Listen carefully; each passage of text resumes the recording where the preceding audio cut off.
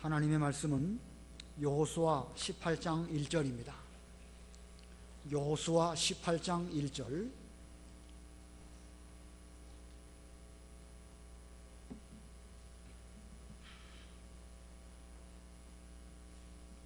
(1절부터) (3절까지만) 봉독하겠습니다. 여호수아 18장 1절. 이스라엘 자손의 온 회중이 실로에 모여서 그곳에 회막을 세웠으며 그 땅은 이미 그들에게 정복되었다. 그러나 이스라엘 자손 중에 자기 유업을 분배받지 못한 7지파가 남아 있었다. 여호수아가 이스라엘 자손에게 말하기를 너희가 언제까지 여호와 너희 열조의 하나님께서 너희에게 주신 땅을 차지하러 가기를 지체하겠느냐. 거기까지 봉독하겠습니다. 여기 1절에 보면 실로에 모여서 그곳에 회막을 세웠으며, 실로에 회막을 세운 내용입니다. 오늘 제목 실로에 세운 회막, 실로에 세운 회목이라는 제목입니다. 이스라엘 백성들이 이 가나안 정복 전쟁을 시작하고 지금까지 많은 땅들을 차지했습니다. 그래서 유다 지파, 에브라임 지파, 므낫세 지파가 각각 자기들의 유업을 얻었습니다. 요단강 동쪽에 그 르우벤 지파, 갓 지파, 그리고 므낫세 반 지파가 차지한 그 기업까지 포함한다고 하면 5개 지파가 다 각각 자기들의 유업을 차지하게 되었습니다. 그러나 5개 지파를 뺀 나머지 7지파는 아직도 유업을 얻지 못한 상태입니다. 여호수아가 이 가나안 전쟁을 시작한 지 요 18장 이 즈음까지 시간적으로 보면 얼마나 많은 시간이 흘렀을까? 얼마나 많은 시간이 흘렀을까요? 여호수아 13장 1절을 한번 읽어보세요. 여호수아 13장 1절. 13장 1절. 여호수아가 나이 많아 늙었을 때 여호와께서 그에게 말씀하셨다. 너는 나이 많아 늙었으나 점령할 땅은 매우 많이 남아 있다. 여호수아 13장에서 하나님께서 여호수아에게 말씀하실 때 너는 나이 많아 늙었다 이렇게 말씀하셨죠. 나이 많아 늙었다. 뭐 얼마나 나이가 들었는지 그건 모르겠지만 아무튼 이 여호수아가 그 모세가 죽은 이후부터 계속해서 가나안 전쟁을 하고 그가 전 가나안 전쟁을 끝냈을 즈음에 우리 성경학자들은 45년이 걸렸을 것이다 이렇게 해석하고 있습니다. 45년의 그 세월 가운데에서 여기 여호수아 18장까지의 시간은 적어도 한 30년 이상은 되지 않았을까 이렇게 생각이 듭니다. 30년, 짧지 않은 세월이 지금 그 사이에 흘러갔습니다. 사람은 시간이 흘러감에 따라서 지루해하기도 하고 또 긴장을 늦추게 되는 그런 특징이 있습니다. 아무리 재미있는 것도 그 오랜 시간 동안 계속 뒤다보고 있다면 지루해지지요. 전쟁이란 건 참 무서운 것입니다. 죽이기도 하고 죽기도 하고 여러 가지 그 무서운 일들이 일어나고 있지만 그것이 오랜 기간 동안 지나다 보니까 오히려 그것이 일상이 되어서 마음이 해이해지게 될 수도 있는 것이 바로 인간의 마음입니다. 우리가 지난 시간에 뭘 배웠냐면 요셉 자손, 즉 에브라임과 므낫세가 불평하는 것을 배웠습니다.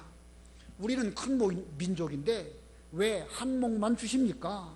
우리에게 준 곳은 산지요 골짜기요, 거기 살고 있는 사람들은 철병거가 많이 있어서 우리 힘으로는 그것들을 차지할 수도 없고 차지해봤자 골짜기밖에 없습니다. 이렇게 불평을 했습니다. 이 요셉 자손들의 불평한 이 사건은 대단히 불미스러운 사건입니다. 지금까지 이스라엘 백성들이 이 가나안 전쟁을 하면서 이런 일이 없었죠. 이런 일이 없었습니다. 물론 아간이 범죄함으로 이스라엘 백성들이 그 아이성 전투에서 패한 사건은 있지만 그 아이성 전투에 패한 그 원인은 아간이라고 하는 한 사람의 범죄로 말미암아 빚어진 일입니다. 그러나 지금 이 요셉 자손들의 불평은 공공연한 불평이고 여호수아에게 대한 불평이고 더 나아가서는 하나님께 대한 불평입니다. 아간의 범죄와 요셉 자손의 불평 다 각각 다 좋은 건 아니지만 그래도 아간의 범죄는요 어느 면에서 보면 우리가 하나님의 이 거룩한 전쟁을 수행함에 있어서 죄가 들어오면 안 되겠구나 라고 하는 이 경각심을 불어일으키는 그런 그 어떤 사건이 되었다고 하면, 이 요셉 지파의 이 불평은요, 오히려 그 불평할 수 있는 분위기로 점점 만들어져 가는 경향을 만들었다는 것입니다. 이 한 지파의 불평은 전 이스라엘에 끼치는 영향은 결코 적지 않습니다. 이런 상태를 그냥 방치한다고 하면 12지파가 중구난방이 되어가지고 아주 복잡한 일들이 거기서 이 다른 사람에게 파생되어질 것입니다. 그래서 각 지파별로 가나안 땅 유업을 분배하다가 도중에 말고 본문에서는 회막 세우는 사건을 기록하고 있습니다. 왜 갑자기 회막 세우는 일을 본문에서 하게 되었을까? 물론 이 사건, 회막을 세우는 이 일을, 이것은 여호수아가 자기가 독단적으로 한 것은 분명히 아닙니다. 하나님께 여쭙고 하나님의 허락을 받아서 한 것입니다. 성막을 옮기는 그 일을 여호수아가 자기 마음대로 임의로 한 것은 결코 아닙니다. 그러면 이러한 때에 지금까지 광야를 인도하였던 구름 기둥과 불 기둥의 인도가 있었을까? 출애굽기 40장 보면은요, 이스라엘 백성들이 그 회막을 세웠을 때에 구름 기둥과 불 기둥이 그 성막 위에 떠올랐고, 이스라엘 자손이 모든 길을 가는 동안 그 구름 기둥과 불 기둥이 인도하였다. 이스라엘 백성들이 모든 길을 가는 동안이라는 표현이 거기에 2번이나 나옵니다. 그래서 그 표현에 의해서 볼 때에 그들이 광야길을 지나갈 때에 모든 길을 가는 동안에 구름 기둥과 불 기둥이 인도하였지만, 가나안 땅에 들어갔을 때에는 모든 길을 다 간 그런 상태였기 때문에 더 이상 구름 기둥과 불 기둥의 인도는 거기서 멈추지 않았을까, 이렇게 생각이 듭니다. 그래서 이스라엘 백성들이 이 하나님의 뜻을 찾기 위해서 여러 가지 일반적인 방법대로 제사장이 우림과 둠밈으로 하나님께 여쭙고 회막을 길갈에서 오늘이 실로로 옮긴 것으로 해석합니다. 전에는 길갈에 있었는데 이제는 그 회막을 실로로 옮겨서 거기에 세우게 된 것입니다. 자, 그러면 뭐 얼마든지 그 옮기는 일은 수시로 할 수 있는 일이지만 왜 이 18장 1절 여기에서 그들이 회막을 옮겼을까? 왜 옮겼을까요? 다른 때 할 수도 있었을 것이고, 아니면 처음부터 할 수도 있었을 것인데 왜 이 시점에서 회막을 옮기는 이런 사건을 본문에 기록하였을까? 한마디로 말하면 분위기 쇄신이라고 할 수가 있습니다. 분위기 쇄신. 불평이나 하고 가나안 전쟁을 수행함에 있어서 점점 나태해져 가고 있는 이런 분위기, 이것을 그냥 둔다고 하면 지금까지의 일들, 이 광야 40년, 출애굽, 그리고 가나안 전쟁 몇십 년, 이런 모든 일들이 흐지부지 될 수밖에 없는 이런 그 분위기로 가고 있습니다. 어쩌면 지금 현재 우리 교회의 상황도 그와 같지 않은지 우리가 한번 생각해 봐야 됩니다. 제법 오랜 기간 동안 우리들도 많은 일들을 겪으면서, 좋은 일도 겪고 힘든 일도 겪으면서 오늘 이 자리까지 왔습니다. 그러면 오늘날 우리들의 신앙생활, 우리들의 교회 생활이 어떤 것 같은가? 여러분 스스로 우리들의 신앙생활의 모습이 어떤 것 같습니까?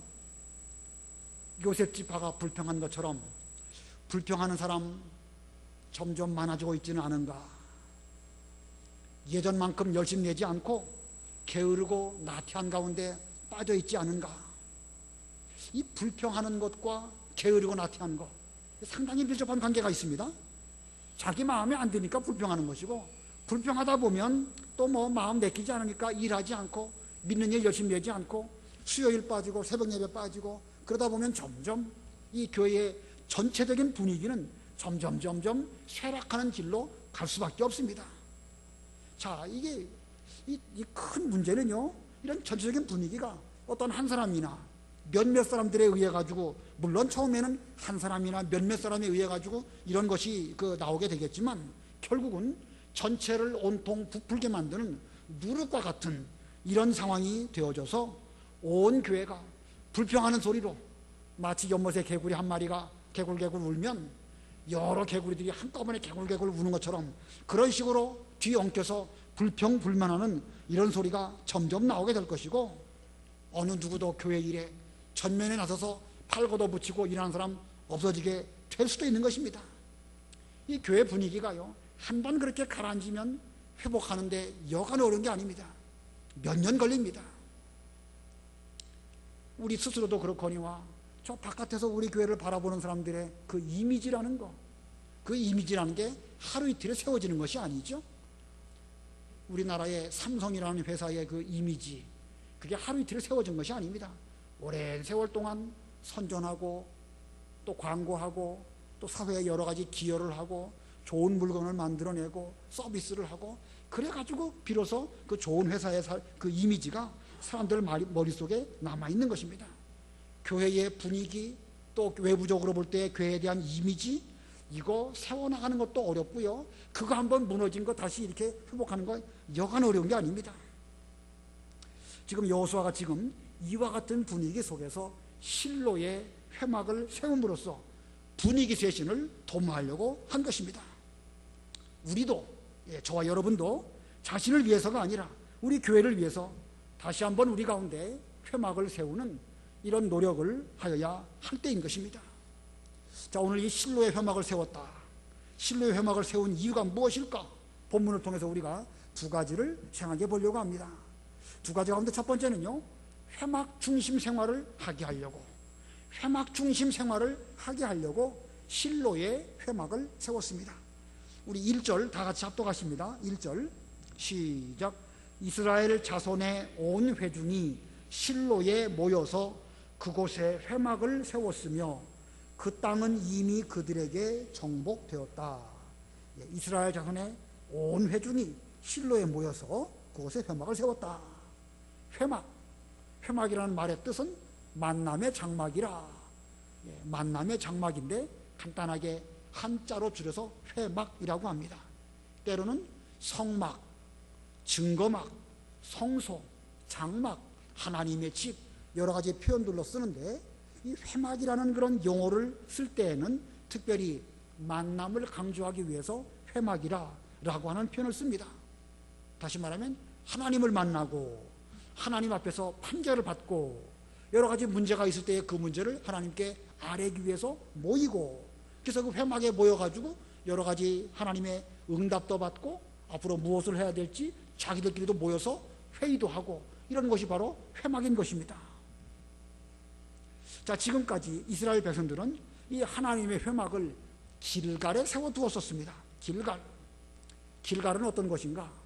이스라엘 백성들이 요단강을 건너자마자 그리고 제일 먼저 그 수경한 그 장소가 바로 길갈입니다.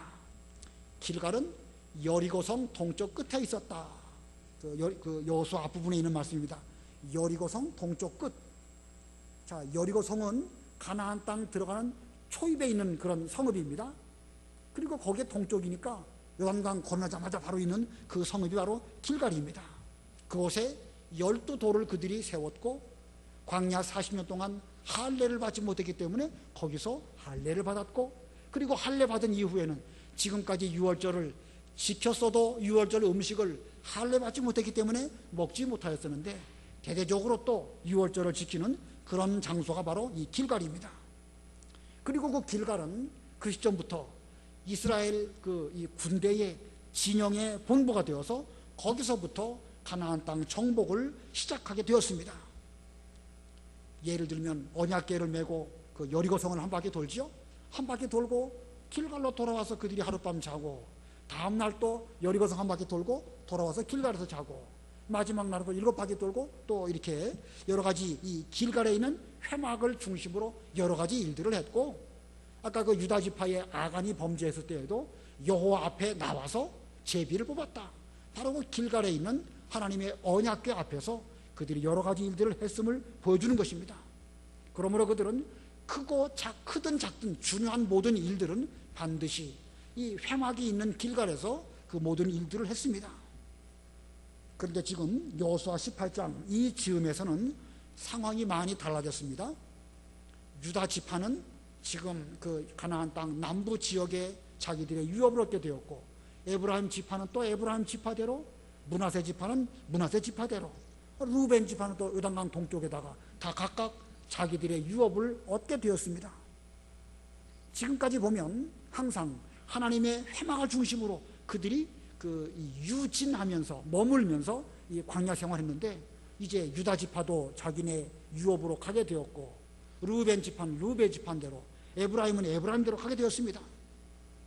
그들이 광야를 지나갈 때는 회막이 항상 가운데 이렇게 세워두고, 동쪽에는 유다 지파, 남쪽에는 루벤 지파, 서쪽에는 에브라임 지파, 북쪽에는 단 지파, 그 각각의 대표 지파가 동서남북으로 있었고, 그 외에 또 다른 지파들도 그 네 지파에 배속이 되어져 가지고 동서남북의 정확한 위치를 따라서 그들은 진을 쳤습니다. 자, 그런데 지금은 유다나 에브라임이나 르벤은 각각 자기 유업으로 자리를 잡게 되었고, 회막 중심으로 있지 않는 이런 상태가 되었습니다. 그래서 지금 회막을 이 가나안 땅 중앙에 있는 실로라고 하는 곳으로 모셔오게 된 것입니다. 실로라고 하는 이름의 뜻은 안식, 평안, 그런 뜻입니다. 그리고 그 실로는 에브라임 지파의 경내 안에 있는 것이고, 베델과 세겜 중간쯤에 있어서 이 전 가나안 땅에서 이 가운데 있으니까 저 북쪽에서든지 남쪽에서든지 이게 쉽게 올라올 수 있는 그런 것이 바로 이 실로였던 것입니다.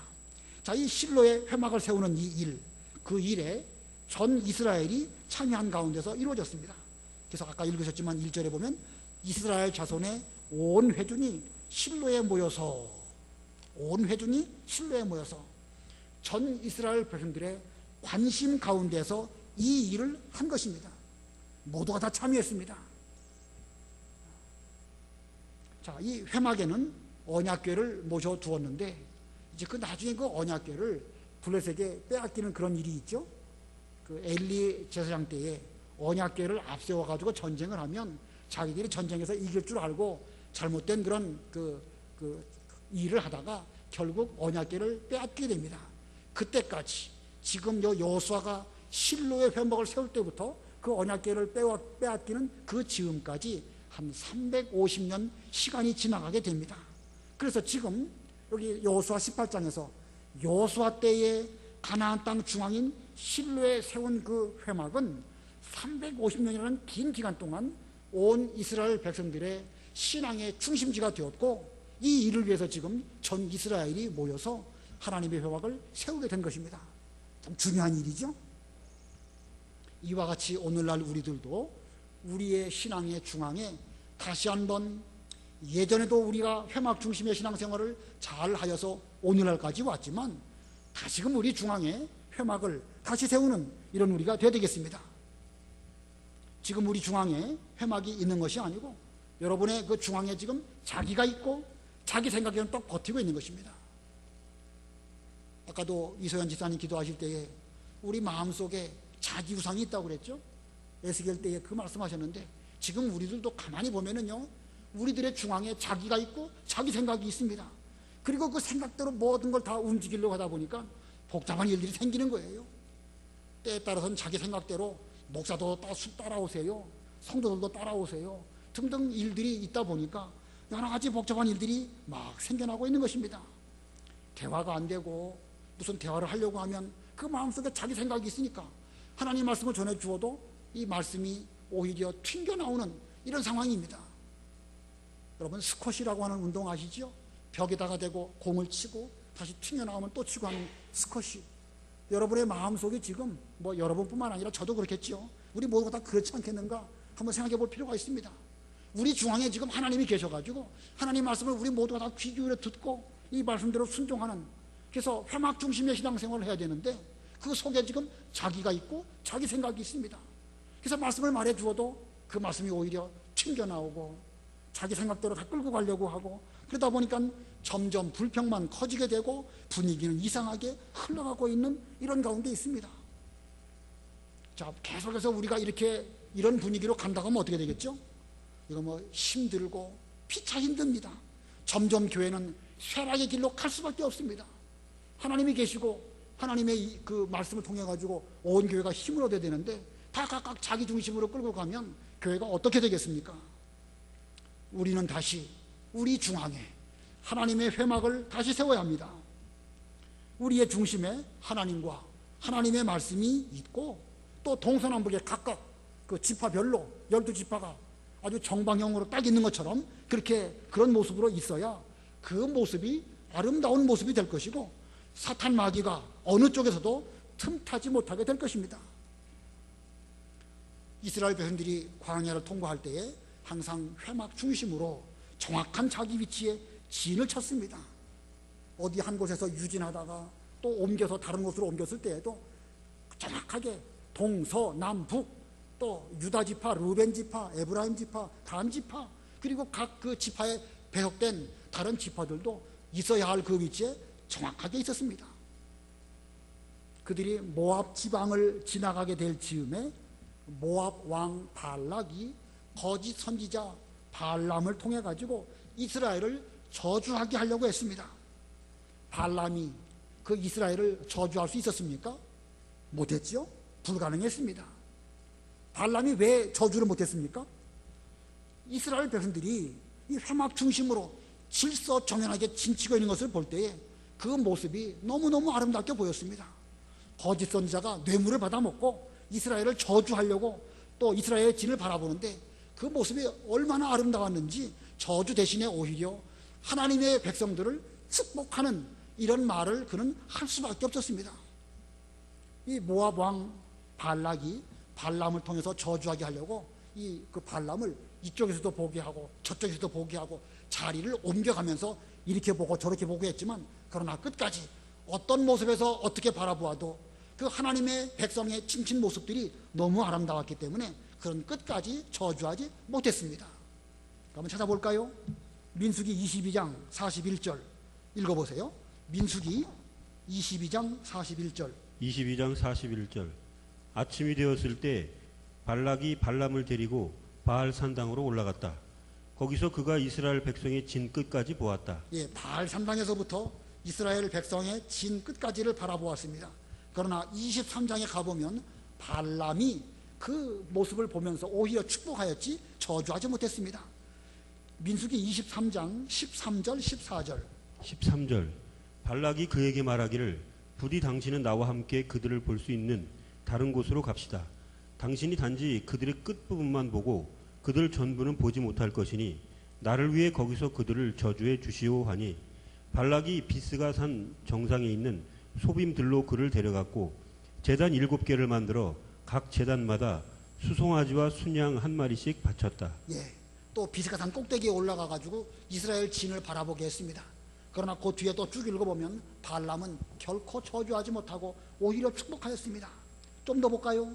민수기 23장 27절 28절. 27절. 다시 발락이 발람에게 말하기를 이리로 오시오.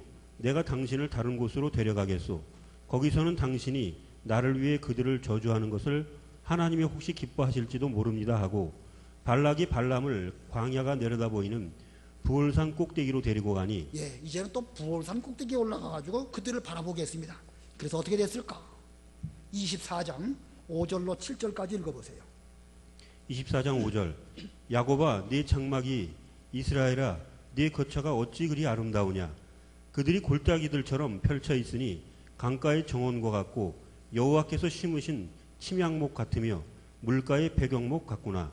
그들의 물통에서 물이 넘쳐 흘러서 그들의 씨앗이 풍성한 물을 얻을 것이며 그들의 왕이 아각보다 위대하여 그들의 왕국이 높아질 것이다. 예, 이 발람이 지금 이스라엘 백성들이 회막 중심으로 동서남북에 진치고 있는 모습을 그가 아까 부올산 꼭대기에 올라가서 바라보면서 한 말입니다. 야곱아 5절에 내 장막이, 이스라엘아 내 거처가 어찌 그리 아름다우냐. 뭐가 알았단 말입니까? 뭐가? 회막 중심으로, 하나님 말씀 중심으로 그들이 정확하게 순종해서 진친 모습이 여간 아름다운 것이 아니니까 그 거짓 선지자 발람도 이렇게 축복하는 말을 하면서, 아, 내가 그 펼쳐져 있는 모습이 골짜기들처럼 펼쳐져 있구나. 그리고 7절에는 그들의 물통에서 물이 흘러넘쳐서 그들의 씨앗이 풍성한 물을 얻을 것이며 그들의 왕이 아각보다 위대하여 그들의 왕국이 높아질 것이다. 자, 이 하나님의 백성이 회막을 중심으로 정확하게 자기 위치를 지키면서 진을 친다고 하면 그것은 거짓 선자가 보기에도 참으로 아름답게 보일 것이고 사탄도 그 빈틈없는 것을 보면서 오히려 침노에 들어올 수 없는 이런 완전 무결한 하나님의 나라의 모습이 될 것입니다. 요한계시록에 보면 하늘에서 내려오는 새 예루살렘, 가로와 세로가 정확해서 그것은 똑바로 네모 반듯하다고 그랬습니다. 동서남북에 문이 있는데 12문이 있어서 동서남북으로 각각 세 문씩이 있고 그 중앙에는 성전이 있음을 보여주고 있습니다. 그 모습이 얼마나 아름다운지 신랑을 위해서 단장한 신부의 모습과 같이 아름답다고 말하고 있습니다.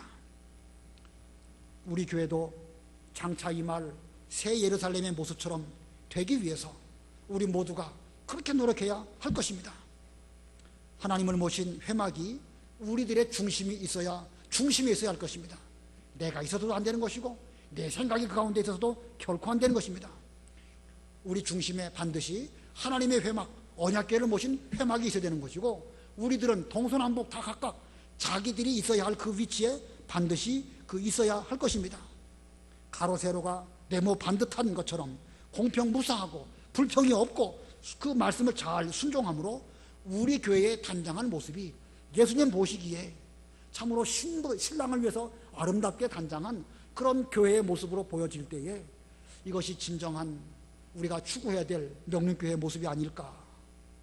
우리가 만약에 그렇다고 하면 거짓 선지자가 우리 교회를 저주하려고 한다 하더라도 그건 불가능합니다. 그들의 입에서 그 말이 떨어지지 않도록 하나님께서 그들의 입을 꽉 묶어주시기 때문에 그들이 아무리 저주를 하려고 하든지 사탄이 와갖고 빈틈을 노린다 할지라도 이건 공평무사하고 정확하니까 말씀대로 그대로 순종하는 교회가 되어버리니까 어느 누구도 우리 교회를 침노에 들어갈 수 없는 그런 좋은 교회가 될 수가 있을 것입니다. 그렇게 되기 위해서는 가장 먼저 우리의 중앙에 회막을 세워야 될 것이고 그 다음에는 각각이 자기의 정위치에서 네모 반듯하게 공평무사하게 말씀을 잘 순종하는 이런 교회가 되어져야 되겠습니다. 그런데 두 번째로는 실로의 회막을 세운 이후에 두 번째는 하나님 앞에서 각성하게 하려고, 두 번째 하나님 앞에서 각성하게 하려고. 각성이라는 말이 무슨 뜻인지 알죠? 깨어서 정신을 차린다는 것입니다. 지금 이 정신 못 차리고 있는데 이 회막을 실로의 세움으로 인해 가지고 이스라엘 백성으로 하여금 정신 차리도록 하려고 여호수아가 실로의 이 회막을 다시금 세우게 되었습니다. 지금 이스라엘 백성들은 정신을 못 차리고 있습니다. 요셉 자손들은 충분한 힘도 있음에도 불구하고 가나안 사람들의 철병거 때문에 또 거기는 골짜기이기 때문에 자기들은 할 수 없다 이런 생각에 사로잡혀 있습니다. 못한다고 주저앉고 있고 아예 할 생각조차 하고 있지 않은 것입니다. 이러한 문제는 힘이 없다기보다는 마음가짐의 문제죠. 정신 자세의 문제라고 할 수가 있습니다. 지금 이 같은 병이 요셉 자손에게만 있는 것이 아니고 유업을 얻지 못한 나머지 7지파들도 다 그와 같은 마음가짐입니다. 본문 2절을 보면은요, 2절에 그러나 이스라엘 자손 중에 자기 유업을 분배받지 못한 7지파가 남아 있었다. 자, 유업을 분배받지 못한 7지파가 남아 있었다. 자, 왜 그들이 유업을 분배받지 못했을까? 하나님께서 주지 않으셨기 때문에 그럴까요? 본인들이 게을렀기 때문에 그럴까요? 나머지 7지파가 왜 유업을 얻지 못했습니까? 하나님이 안 주셨기 때문에 그렇습니까? 아니면 본인들이 게을러서 그렇습니까? 게을러서 그렇습니다. 본문 3절 읽어보셔요. 3절 여호수아가 이스라엘 자손에게 말하기를 너희가 언제까지 여호와 너의 열조의 하나님께서 너희에게 주신 땅을 차지하러 가기를 지체하겠느냐. 예, 여기 잘 보시면 너희가 언제까지 여호와 너희 열조의 하나님께서 너희에게 주신 땅을 하나님께서 너희에게 주신 땅을 차지하러 가기를 지체하겠느냐. 이 하나님께서 주신 땅이라고 했죠. 주신 땅. 이 주신 땅이라는 의미는요, 정확한 의미는 사람의 노력에 의해서가 아니라 하나님의 뜻에 의해서 이미 주어진 땅.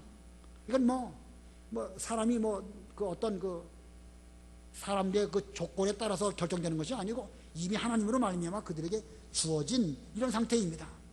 그러나 하나님으로 말미암아 이미 주어진 것이라 할지라도 사람이 그것을 차지하려고 가지 않는다고 하면, 그걸 차지하려고 가기를 지체한다고 하면 하나님의 뜻은 이루어지지 않습니다.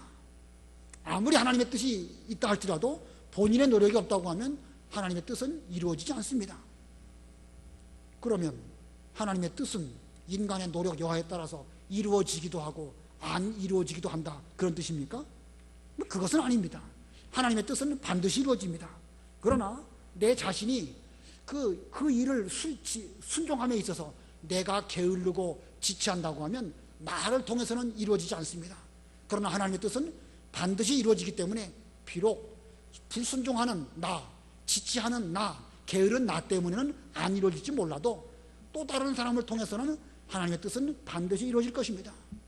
그러므로 그 뜻이 이루어지기를 위해서 노력하는 그 사람, 힘쓰는 그 사람, 순종하는 그 사람은 은혜와 복을 받겠지만, 그 일에 있어서 불순종하고 지체하고 게으르고 가만히 자기 자리에 앉아있고 그런 사람은 복도 은혜도 상관이 없는 그런 사람이 되는 것입니다.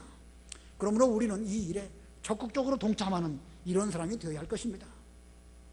우리가 이 앞부분에서 갈렙에 대해서 배웠죠. 갈렙 85세라도 출입하는 데나 전쟁에 능히 감당할 수 있습니다. 산지라도 내게 주십시오.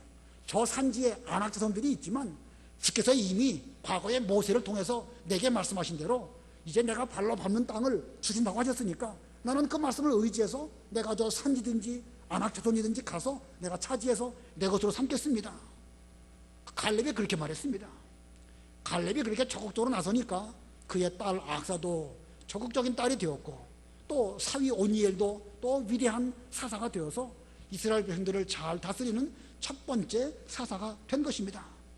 자, 그들은 맡겨주시기만 하면 얼마든지 했습니다. 갈렙이 나이가 적습니까? 상당히 많습니다. 그러나 본문에 요셉 자손도 그렇거니와 나머지 7 지파들도 갈렙과 같은 그런 믿음이 없는 거예요. 그만큼 그런 사람, 그런 인물이 없기 때문에 또 그와 같이 됐다고 볼 수도 있겠죠. 한마디로 말하면 그들은 안일주의에 빠져가지고 의욕도 없고 노력도 하지 않습니다. 왜 요셉 지파처럼 나머지 7 지파들이 그와 같은 안일주의에 빠져 있었을까? 그 원인이 어디에 있었을까? 여러 가지 원인을 다 각각 여러 가지 면으로 살펴볼 수가 있겠지만 제일 큰 원인은 시간이 그들로 하여금 그렇게 만들었을 것으로 보아야 합니다. 가나안 전쟁을 시작한 지 지금 몇십 년 세월이 흐르면서 이 정도면 충분하다.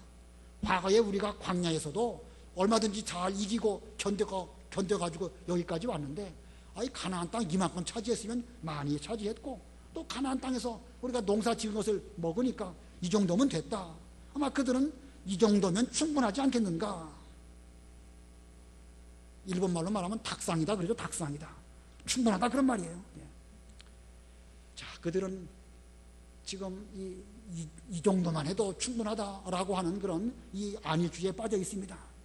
어떻게 보면 한때 잘한 것만 생각하고 과거의 추억에 젖어가지고 오늘 계속 해야 될, 오늘 내게 명령하시는 하나님 말씀에 대해서는 방심하고 부주의하고 게으르고 노력하지 않기 때문에 계속 그 자리에 머물러 있게 된 것입니다.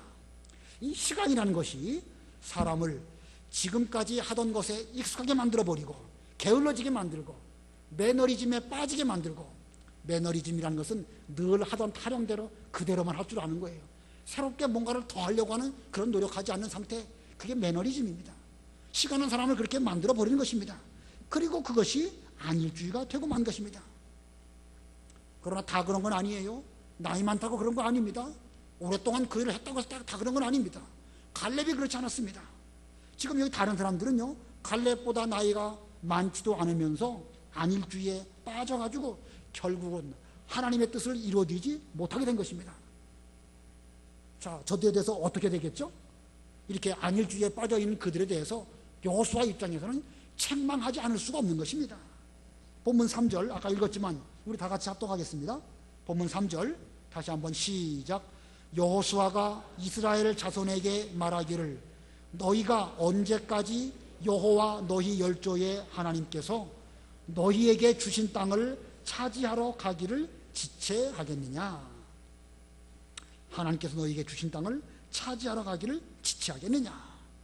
지금 여호수아는 이 책망을 실로에 세운 하나님의 회막 앞에서 지금 하고 있습니다. 회막 앞에서 회막 세워놓고 너희가 지금 언제까지 그 하나님의 말씀 순종하기를 지체하겠느냐? 회막 앞에서 했단 말은 뒤에 나오는데 6절 한번 읽어보세요. 6절. 6절 너희는 그 땅을 7 부분으로 그려서 여기 네개로 가져와라.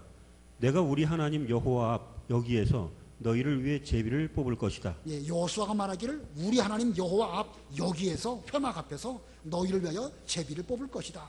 8절도 읽어보세요. 8절 그 사람들이 일어나 떠날 때 여호수아가 그 땅을 그리러 가는 자들에게 명령하기를 너희는 가서 그 땅을 두루 다니며 그것을 그려가지고 내게로 돌아와라. 내가 이곳 실로 여호와 앞에서 너희를 위하여 제비를 뽑을 것이다 하였다. 예, 가나안 땅을 어떻게 차지할 것인지를 책에다가 잘 그려갖고 오면 이곳 실로 여호와 앞에서 너희를 위하여 제비를 뽑을 것이다.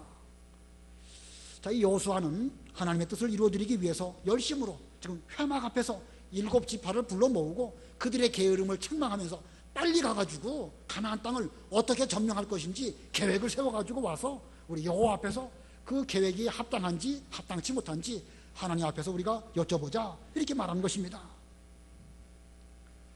오늘날 우리는 얼마나 많은 가나안 기업을 차지했는가, 얼마나 많이 인격적으로 예수님의 인격을 닮아가고 있는가. 우리가 지금 이 상태대로 주 앞에 서게 된다고 하면 우리는 어떤 모습으로 주님을 뵙게 될 것인가. 하나님의 일을 함에 있어서 노력은 하지 않으면서 불평만 하고 있지는 아니한가. 오랜 시간이 우리를 안일주의라고 하는 병에 걸려서 그냥 골골하고 있지는 않은가.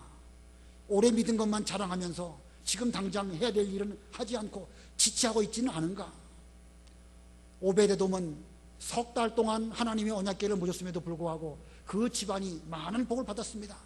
그러나 아비나답은 몇십 년을 언약궤를 모셨음에도 불구하고 그 아들 우사가 죽는 그런 일을 겪고 말았습니다. 오래 믿은 것 참 중요합니다. 오랜 신앙생활 하는 거 참 연조라는 건 무시할 수가 없습니다. 그러나 무조건 오래 믿었다고 다 잘 되는 건 아닙니다. 짧은 기간 동안이라도 제대로 하나님을 섬긴다고 하면 오벳에돔의 집에 하나님이 복 주신 것처럼 우리도 그렇게 복을 받을 수 있지만 반대로 오래 믿은 것만 자랑하다가 보면 오히려 우리가 그 아비나답의 집과 같은 그런 무서운 하나님의 심판을 받을 수도 있는 것입니다. 우리 신앙의 중심에 회막을 세우고 하나님 앞에서 우리 자신의 상태를 오늘 돌아보시는 우리가 다 되어야 되겠습니다. 오늘날까지 주어진 오랜 시간이 우리의 신앙적으로 병들게 만들고 게으르고 나태하게 만들면서 지금까지 잘해왔는데 하면서 자기 생각에 사로잡혀서 하나님의 일을 함에 있어서 게으르고 있지 아니한지 자신의 모습을 좀 회막 앞에서 우리도 각성하는 우리 모두들이 다 되기를 바랍니다.